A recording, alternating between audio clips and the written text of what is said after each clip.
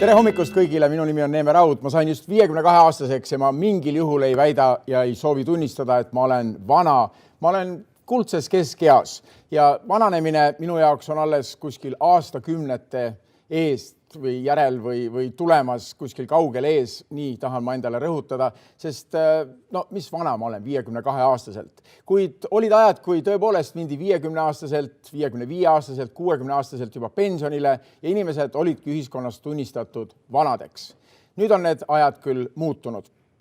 Aga meie kutsume teid täna siia Tallinna Tehnikakõrgkooli saali koos meiega mõtlema vananemise eakaks saamise üle tänases ühiskonnas ja kutsume teid rokkima, sest tõepoolest rock and roll on praegu eakaks saanud generatsiooni, hõbedase generatsiooni muusika. Kui mõelda, et praegu on see peamine vananevate inimeste generatsioon, teise maailmasõja järel sündinute generatsioon, siis see on ju nende muusika. Rock and roll sündis 50ndatel aastatel, 60ndatel sai see ülemaailmseks fenomeniks ka siin Eestis ja see generatsioon rockib oma muusikasaatel seni ja korraga avastab, et ohoo, passi on kirjutatud mul üks päris kummaline arv, kuid ma ei tunne ennast ju mingil määral, et ma olen nii vana ja ühiskond ei peaks mind sellisena mingil juhul nägema.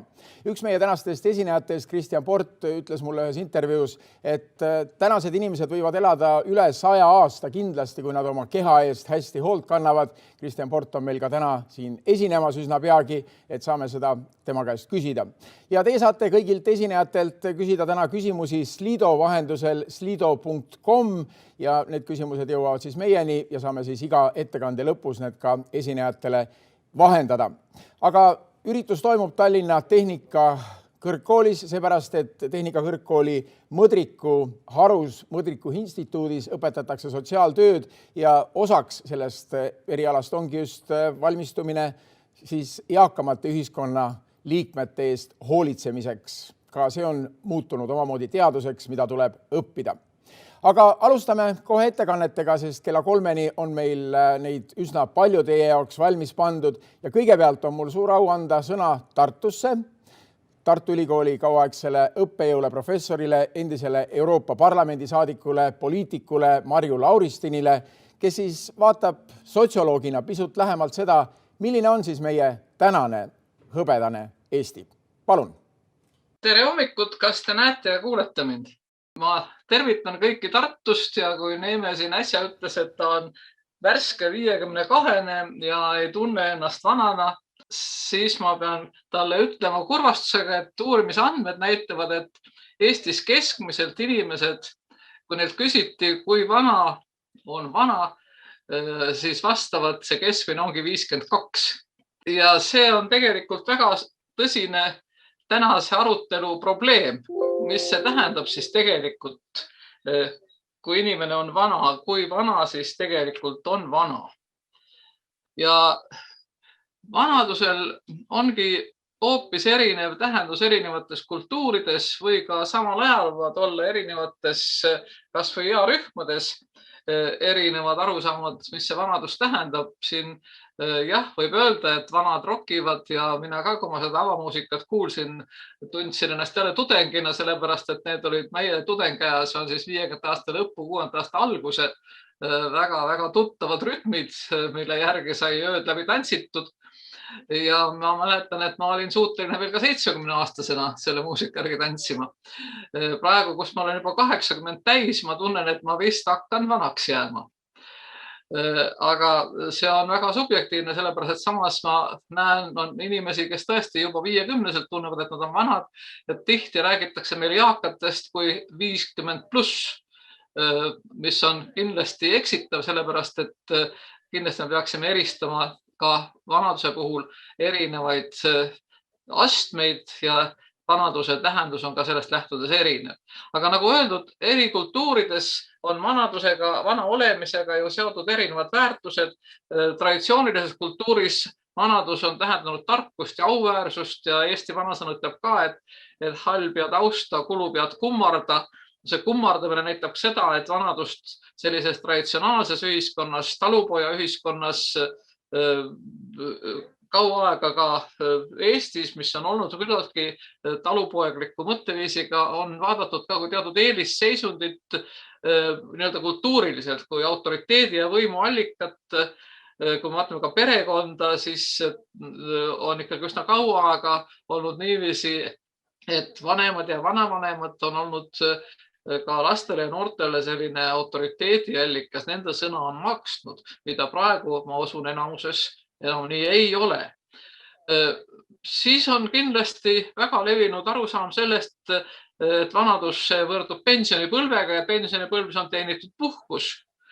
Ka ühtlasi võib siis rääkida vanadusest kui vabanemisest ja vaadates oma eakaaslasi, kes on küllalt kaua nagu minagi olnud aktiivsed ja täitnud igasuguseid ka ühiskondlikke rolle või ka olnud oma niisuguses lähiümbruses väga hõivatud igasugustest kohustustest, kas või mis puudutab lapsi, lapselapsi ja nii edasi, siis mingil hetkel tunnetatakse seda, et nüüd aitab küll, võetakse vanadust kui vabanemist nendest kohustustest ja me kindlasti igaüks võime tunda mõnda üle 70, üle 80 aastast, kes nüüd alles tunneb, et ta on vaba rõõmuga reisima, rõõmuga maailma nägema, rõõmuga tegema seda, mis ta just tahab ja mitte seda, mida ta peab ja võime öelda, et vanadus ongi vabadus. Ja ma ka mäletan, kui ma tulin ära nii-öelda igapäevaselt 100% kutsetöölt, siis ma ka ütlesin uhkesti oma noorematele kolleegidele, et nüüd ma tunnen, et vanadus on vabadus. Kuigi peab ütlema, et vanadel on muidugi teistpidi ilmselt väga kõrge niisugune kohustuse ja missioonitunne Eestis vähemasti, nii et päris sellist muretut vabadust ja vabanemist kõikidest kohustustest, ma arvan, tunnevad siiski väga vähesed. Kahju on aga see, kui ühiskonnas vanadust hakatakse siduma sellise piinliku olukorraga, kus vana olla on häbi ja vana olles ei taheta tulla inimeste hulka, sellepärast et enam ei ole seda niisugust tunnet, et sa kõlbad, et sa oled vastav, kas või sellepärast, et vanadusega kaasneb vaesus ka Eestis paraku. Me näeme, et sõltuvalt nüüd east, aga keskmiselt siiski 1/5 meie vanaduspensionäridest on vaesusriskis ja mõnes earühmas ja teatud rühmades see vaesusrisk ulatub ka üle 50%, kui inimene on väga vana, kui ta on üksi ja nii edasi. Ja ilmselt kõige traagilisem on see, kui vanadust võetakse kui juba täielikku elu lõppu, surma enne surma. Ja paraku näiteks meie hooldekodudest on kujunenud selline surmaeelse vahejaama maine, mis kindlasti ei ole õige kõikide nende puhul, aga laiemalt siiski ma kardan, et nii vanemate kui nooremate hulgas nii see on, et vaadatakse juba vanadusele mingisuguse sellise fataalse pilguga ja sellisele ootesaalile. Ja siit on ka väga erinevad need probleemid, mis vanadel on ja mis ühiskonnal on. Kui vaadata nüüd ühiskonna probleeme, siis ühiskonnaga on seotud muidugi see, et ka ühiskond seab ise need piirid vanadusele, mis on vanadus ja ilmselt kõige rohkem on mõjutanud ka meie arusaamad, et see tööstusühiskonnast tulnud jaotust, et on inimesel tööiga ja pensioniiga.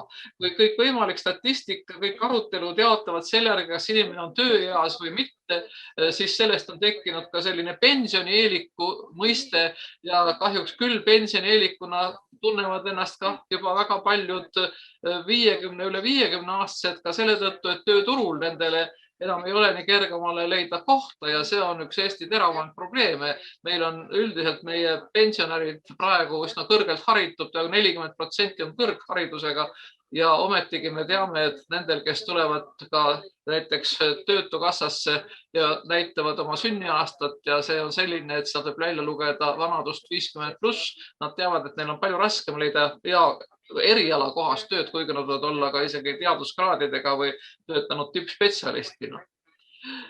Väga järsk muutus toimus meil siis, kui 90. aastatel korraga muutusid kõik arusaamad peale Nõukogude aja lõppu, Nõukogude süsteemi kokkuvarisemist.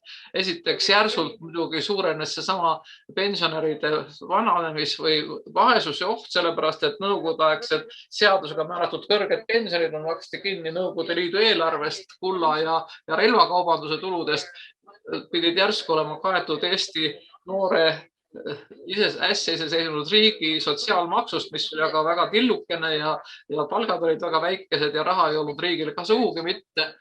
Ja see langus oli järsk ja hirmus väga paljudele vanadele ja tekitas sellise tunde, et vanadel ei ole sellega koos ka enam seda rolli, seda väärikust. Samal ajal mõnes mõttes tühistati nende töökogemuse väärtus mitte ainult rahaliselt, vaid ka sisuliselt, sellepärast et see kogemus, mis oli saadud Nõukogude süsteemis, kas või näiteks ettevõtluses või teistes eluvaldkondades, see muutus äkki tarbetuks, kuna turumajanduslikus ühiskonnas olid hoopis teised oskused ja arusaamad vajalikud ja mingit väga massilist ümberõppesüsteemi ka ju kohe ei käivitatud ja pikka aega see ei töötanud, nii et see vanema generatsiooni kukkumine selliselt üsna hästi kindlustatud auväärselt nii-öelda enesepildilt, sest ega me väga palju võrrelda ei saanud teiste riikidega, kus see pilt oleks muidugi kohe purunenud võrreldes Soome ja Rootsi pensionäridega, aga ikkagi kukkumine oli väga julm ja järsk. Nüüd me võime rääkida, et sellele siis nagu asemele tuli niisugune juventokraatia, kui Nõukogude ühiskonnas räägiti gerontokraatiast, vanurite võimust, siis selles uues olukorras tekkis niisugune suur noorte eelistamine, noored kerkisid väga ruttu juhtivatele positsioonidele ettevõtluses ja ka poliitikas, sest valitsus oli noor, peaminister oli 30-aastane ja ma mäletan, et meil ülikoolis, kui meil läksid noored teiselt kurselt praktikale, siis nad enam tagasi ei tulnud, sest nad said väga ruttu juba endale juhtivad ametid, kas või näiteks suurtes värskelt tekkinud pankades oma ajal. Ja võib rääkida sellisest noorte võimu ühiskonnast, juventokraatiast. Praeguseks see olukord hakkab veidikene tasakaalustama, sest tolleaegsed noored hakkavad saama mitte ainult keskealisteks, vaid osa juba ka üle 60. Ja ma arvan, et meil on põhjust arvata, et Eesti ühiskonnas selline erinevate earühmade tasakaalustatus suureneb just selle kogemusega, kui need nii-öelda endised noored, 90-aastaste noored tajuvad ise, mis tähendab saada ka vanaks. Me täna elame aga sellises ülemaailmses postmodernses kultuuris, millele on olnud iseloomulik ja praegu iseloomulik, võiks öelda selline vanaduse ja surma tühistamine. Ekraanidel kõikvõimalikes nii-öelda avalikes ruumides ja nii edasi võidutseb selline noor, reibas, ilus, sarmikas, trimmis, kangelaskuju ja surm on pigem selline seiklus. Läbi arvutimängude kasvavad lapsed üles olukorras, kus nende jaoks on loomulik, et surma saab tühistada lihtsalt nupule vajutamisega, algab kõik otsast peale, selline restardikultuur, mis aga ei tähenda, et see sama niisugune kerge restart oleks võimalik ju päris elus. Ja sellepärast ma arvan, et me võime üsna tõsiselt arutada, kuidas on muutnud või muutmas praegu üldse suhtumist vanadusse ja kogu seda vanaduskultuuri koroonakogemus, kus äkki niisugune haigus, surm, sellega seotud mõtted ja riskid tulid nii-öelda aknast ja uksest sisse ühiskonda tervikuna, ka sellesse noortele orienteeritud ühiskonda. Ja siit tekkis ka väga palju negatiivseid hoiakuid uuesti ka vanaduse ja vanade suhtes. Eesti rahvastik üldiselt väheneb ja vananeb, nagu kõik meie ümber olevad ühiskonnad samuti. Demograafid ennustavad, et juba aastaks 2040, see tähendab 20 aasta pärast on iga 4. inimene Eestis vanem kui 65-aastane, mis tähendab seda, et kui me vaatame praeguseid 45-aastaseid, keda me näeme ju enamasti liikumas siin kas või teleekraanil, siis need ongi juba paarikümne aasta pärast enamuses need eakad ja nad on kõrgema haridusega. Praegu on meie kõrgema haridusega pensionäride protsent 39, selleks ajaks on ta kindlasti üle 40 ja kujutlus sellest vanakesest, kes on nii-öelda kühmus, koperdab üle tänava, ei oska arvutiga toimetada nii edasi, mis on pärit siis hoopis teisest ühiskonnast. Ma usun, asendub sellise küllalt ameerikaliku reipa, teoka, eaka pildiga. kahjuks, kui me praegu räägime kasvõi sellest samast pensioni teisest sambast või muudest vanade poliitika probleemidest, siis meil veel seda silma ees ei ole, et seda laadi poliitikaid kavandatakse pikaks ajaks. Kas see sama pensioni teine sammas rohkem puudutab just nimelt praegused 40-aastaseid kui 60-aastaseid. Nii et kui mina olin omale sotsiaalminister ja minu ajal võetigi vastu see praegune süsteem, see rahvapension ja esimene sammas, kogu see sotsiaalmaksul põhinev pensionisüsteem, nagu ta praegu on nüüd täienenud teise sambaga ja kolmandaga ja indeksitega ja nii edasi, aga põhimõtteliselt see siis muutus ka pensioniiga, aga see oli siis aastal 1993, kui otsustati, et nüüd järgmiseks aastaks tõuseb Eestis pensioniiga 65-ni hakkab järjest tõusma. See tähendab seda, et otsus võeti vastu 30-aastase sammuga, 30 aasta jooksul, igal poole aasta jooksul väike sammukene. Praegused niisugused sammud, kus tahetakse üleöö tekitada mingeid uusi süsteeme või vähemasti lubatakse, et kui meie tuleme võimule, me teeme täiesti ümber pensionisüsteemi, on selles mõttes täiesti ebarealistlikud. Neid asju nii kiiresti muuta ei saa.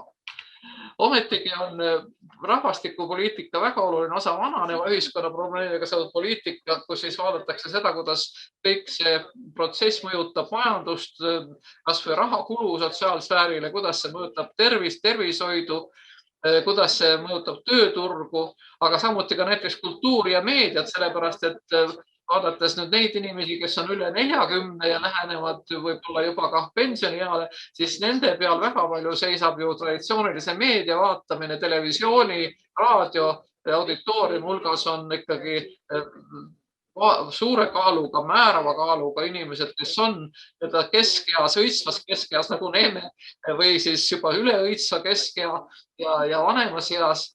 Kui me vaatame raamatute lugemist, siis see on täpselt sama protsess ja võime öelda, et meie arusaam niisugusest kultuuriväljast väga palju muutub sellega, kui need praegu väga aktiivsed vanemad earühmad meil asenduvad nendega, kes praegu on noored ja kes on harjunud sotsiaalmeediaga. Muutub elulaad ja põlvkondade vahelised suhted. Eesti on siin muidugi paremas seisus, sest me ei ole rebinud puruks põlvkondade suhteid nagu Põhjamaad ja samuti valijaskonna vananemine mõjutab poliitikat. Ja sellest lähtudes ongi siis väga erinevad niisugused poliitikad loodud, nii tööjõu kui ka riiklikud eakate strateegiad, tervisestrateegiad, vaadatakse uusi võimalusi, mida vananemine tekitab tööd, näiteks teenuste turul, hõbemajanduse teemad, kindlustuses, säästmises, rahapaigutuses, pensionifondide rolli, vaadatakse meedia muutumist ja nüüd me peame, nagu öeldud, mõtlema sellele, kuidas siis kogu see muutus peale koroonakriisi meid mõjutab, sellepärast et mulle tundub, et siin siiski just kultuuriliselt olulised muutused on ees. Aitäh kuulamast! Mina siis 52-aastane juba vana Eesti mõttes, aga seda seisukohta me tahamegi muuta, et 52 mingil määral ikkagi on veel keskiga, kui inimene suudab anda ühiskonnale tagasi oma parima.